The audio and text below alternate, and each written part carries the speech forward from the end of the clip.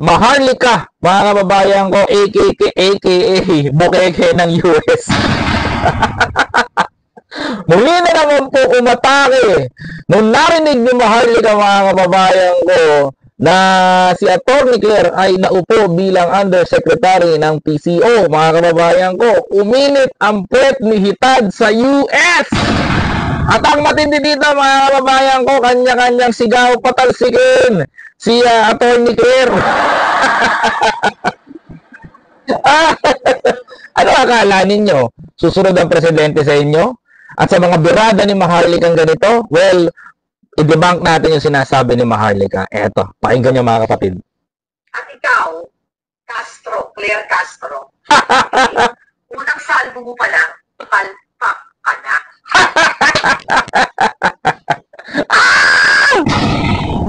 Umiltrado na naman po si Bukeke, mga kababayan ko. At ang sabi niya po dito, unang sargo pa lang daw ni Atty. Claire, sablay na daw kagad. Aba, paano naging sablay yung unang berada ni Atty. Claire? Hello po, Tita Lily Ragasa, good morning. Paano naging sablay yung unang sargo ni Atty. Claire? Samantalang, hindi nyo kasi matanggap, hindi nyo kayang tanggapin na kaya kayong basagin ni Atty. Claire Castro, mga kababayan.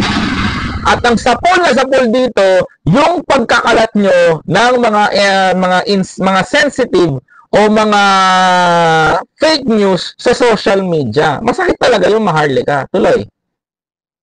Hangag ka, hangag, pabidang, abugagang, walang punod ang putok. Wala daw utak. Wala naman ang utak. Sabi ng ni Bukeke, mga kababayan ko, wala daw, hangad daw, pabida daw si Atty. Claire. Ganun ba yung pabida, mga kababayan ko? Ganun ba yung pabida, mga kababayan? Kapag nagsasabi ba ng totoo, pabida? Ano ang mas pabida? Si Maharlika na umepal sa Congress? Si Maharlika na umepal sa Senate? Si Maharlika na umepal sa Malacanang? Nagpabida sa Consul? Ikaw yung ganun, di ba? Credit grabber. Bukod sa pagiging credit grabber, suga pa sa pera, at hindi mapagkakatiwalaan ng taong bayan, doon na lang kami kay Atty. Claire. Kasi si Atty. Claire maayos magsalita at maganda ang kanya sinasabi. Unlike sa'yo, Maharlika, di ba? Naalala mo, kaya ka nga nagpabida kay Duterte kasi gusto mong palitan yung ambassador sa US. Di ba? Ganun katigas ang mukha mo. Sige, tuloy. Bakit walang punod? Para ka ng Gemini Scott. Diba?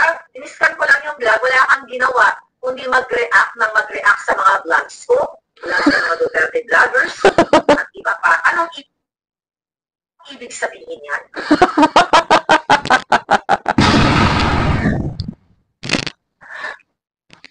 So, ibig sabihin nito, para sinasabi niya, walang proper sources si Atty. Claire. But the right word is, ano ba trabaho ni Atty. Claire sa social media? Ano ba trabaho niya bilang journalist? Ano ba trabaho niya? Let's set aside that. Explain natin. Basag si Maharlika dito eh. Ang trabaho niya pagiging abogado is abogado. Labas ang social media, labas ang ganito, ganyan. Ang trabaho niya sa social media bilang newscaster o anchor, journalist. At anong ginagawa niya? Binibigyan ang komentaryo niya yung bawat salita. So katulad ng ginagawa ko ngayon, binibigyan ko ng komentaryo yung mga sinasabi mo at inalagyan ko ng opinion ko. Diba? Parehas kami na ginagawa. So ibig sabihin ito, walang kwenta rin kami. Para sa inyo, mga DDS, wala kaming kwenta. Kasi magkakaroon lang kami ng kwenta kapag nasasaktan namin kayo, nahihirapan kayo sumagot sa mga sinasabi namin, at kapag nabubulagas namin yung mga kasinungalingan nyo. Doon nyo lang kayang sabihin na wala kaming kwenta. Tama? Mga kababayan ko? Ngayon, pag natitik yung mga pet nyo, magagalit kayo. Magwawala kayo. Tama ba ako, mga kababayan ko? Tuloy. Walang laman yung utak mo. Dahil kumukuha ka lang, okay lang sana kung hindi ka abogado eh. Maintindihan mo, you guys, I love you people, yung mga nagre-react sa mga vlogs natin, and we did it para i-echo nyo. Mhm. Pero yung masasabi mong abogado, pulpul, o pulpal, o girlalo eh. Abogado, walang magawa sa buhay, mag-react sa video ni Marlica, at magsipsip, okay? Magsipsip kay adik na bangag. Alam mo, Wait lang, bago tayo pupunta dyan. Nagre-react daw si Attorney Claire doon sa mga sinasabi ni Maharlika. Alam mo, hindi lang naman basta reaction yun eh. Ang tawag doon, dinedebunk ka. Diba mga kababayan ko? Dinedebunk ka. Dinedebunk yung sinasabi mo, mga kababayan ko. Diba? Dinedebunk ka, mga kapatid. No? Dinedebunk ka sa mga sinasabi mong fake news sa pamahalaan, fake news na mga sinasabi ninyo.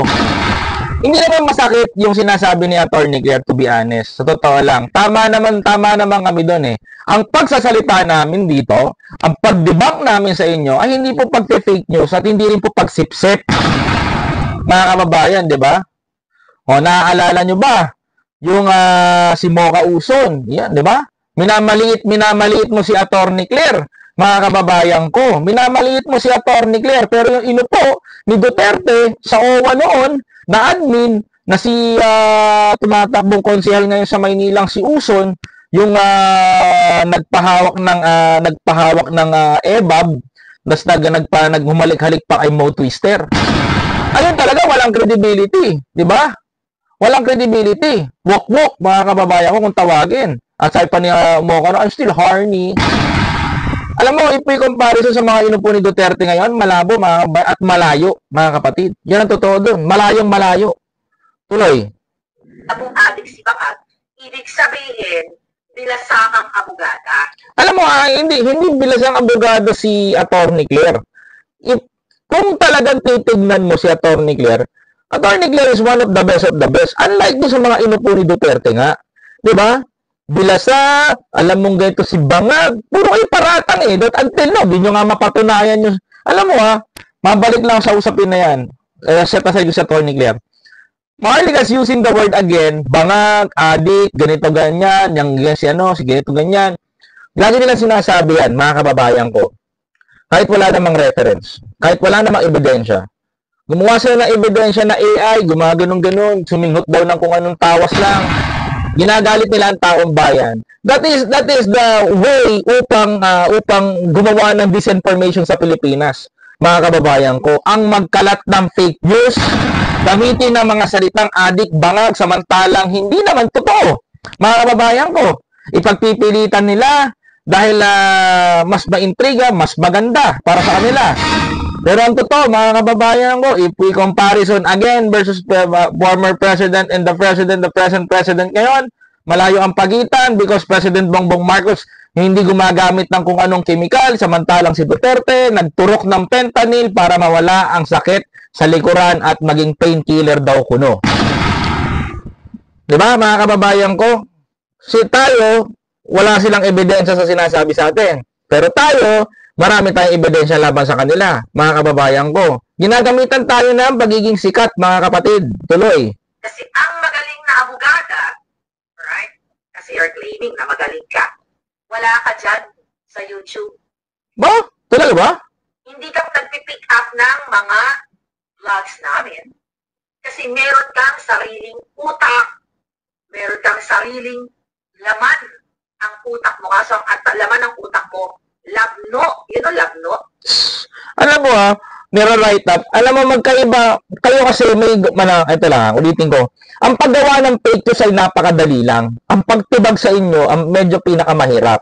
Ang pagdebunk, mga kababayan ko. Pero, palit tayo sitwasyon. Kami dyan sa position nyo, gagawa kami ng fake news laban kay former President Duterte. Papayag kayo? Hindi, kanya-kanyang debunk kayo.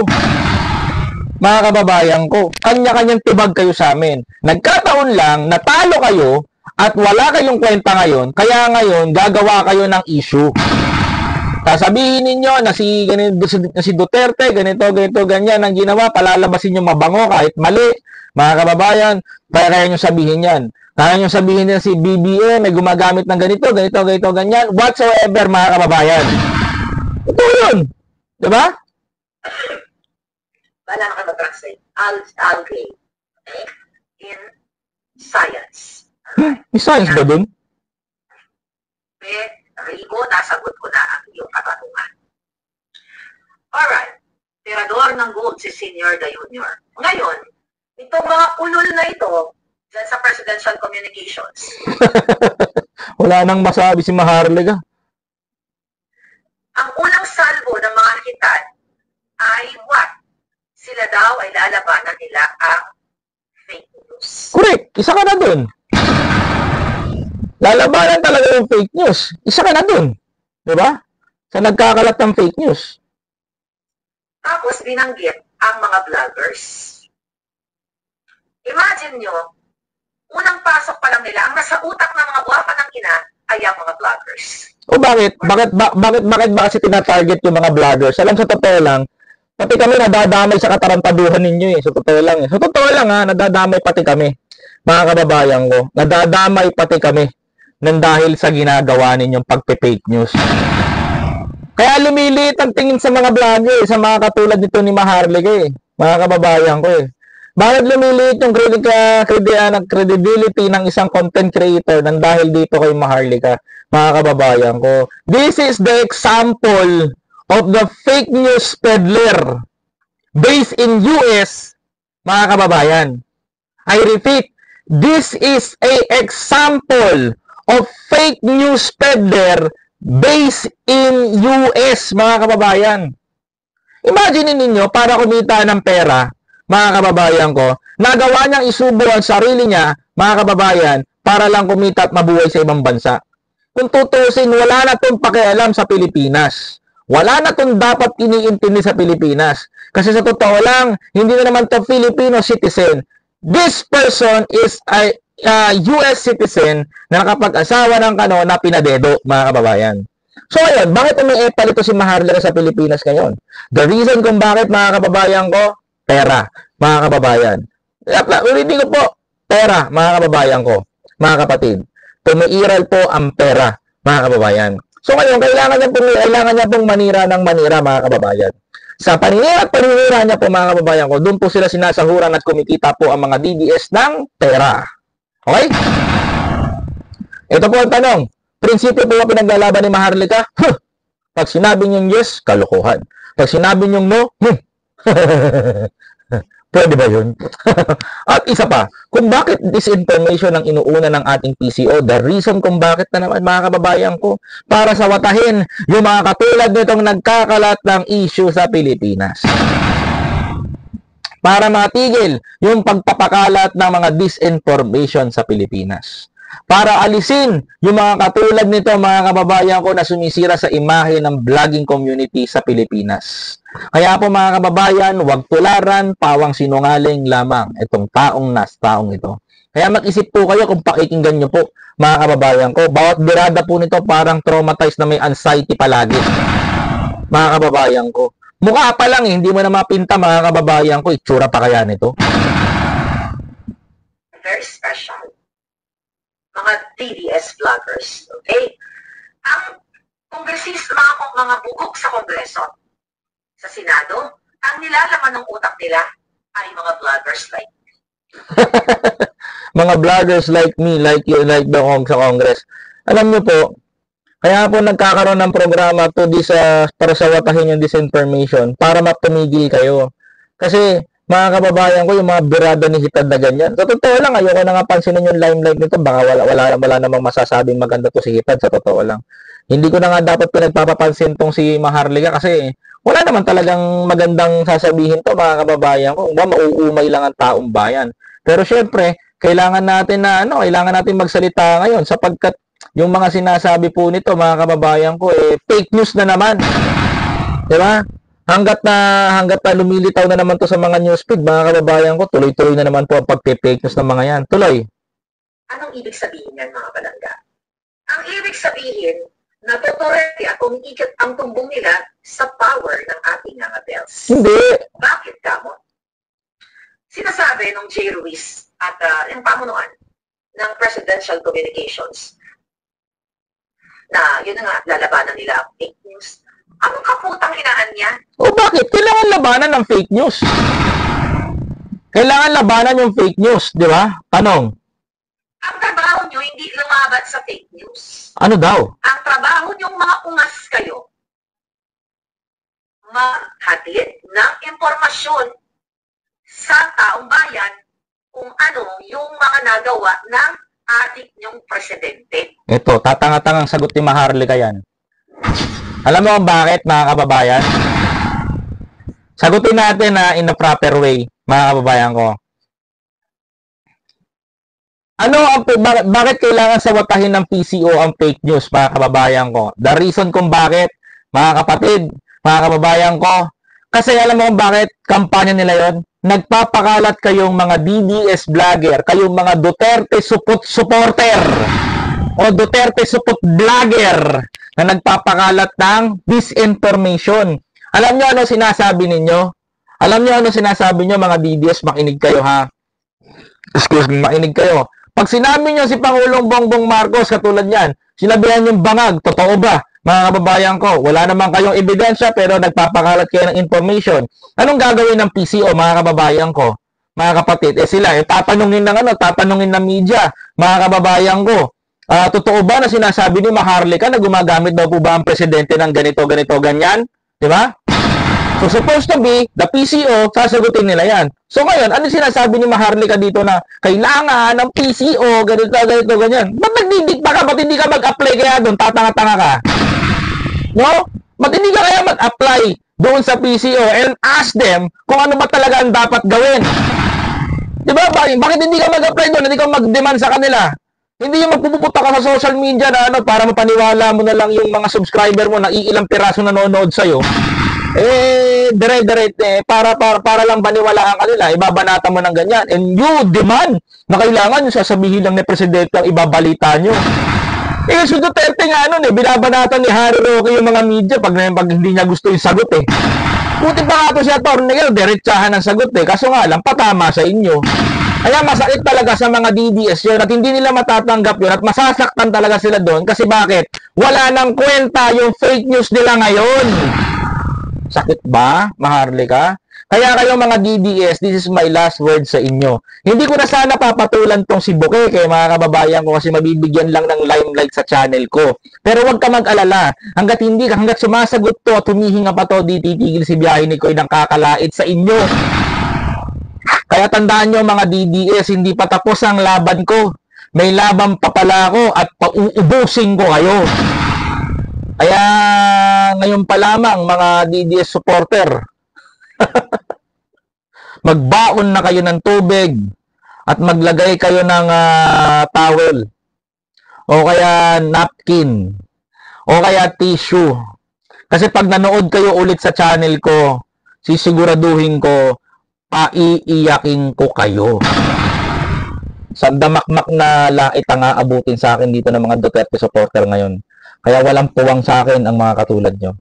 Kaya ngayon pa lamang mga kababayan ko, kung ganito lamang ang vlogger sa Pilipinas, nako, mangingibang bansa na lang ako. At kung ganito lang ang mga Duterte lang naman doon ang mamumuno sa Pilipinas, magmamigrate na lang ako.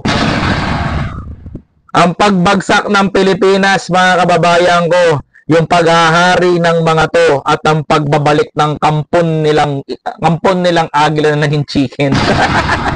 Kaya ngayon pa lamang mga kababayan ko, magpapasalamat na ako sa inyo dahil wala pong naniniwala sa mga patutsyada ng mga Duterte. Alright mga kapatid, maraming salamat po sa pagbisita sa aking YouTube channel. Isang kakalimutan na mag-follow, like, comment, share, and subscribe. Dito lang yan sa Biyahe ni Koy TV mga kababayan ko para lagi kayong updated sa mga biyahe ni Koy movements na gagawin natin. Alright mga kapatid, thank you po sa inyong walang sawang pagsuporta. Dito lang yan sa ating channel.